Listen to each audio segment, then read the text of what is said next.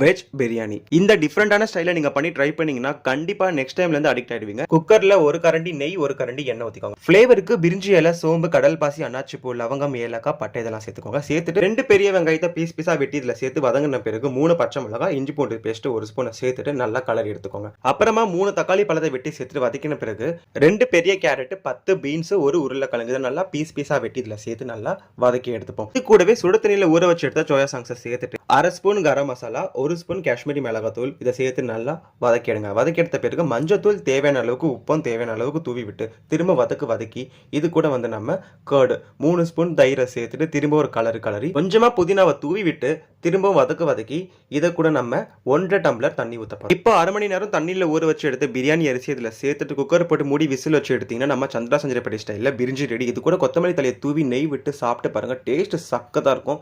மறக்காம இதை ட்ரை பண்ணி பார்த்து டேஸ்ட் எப்படி இருக்குன்னு கமெண்ட்ஸை சொல்லுங்க.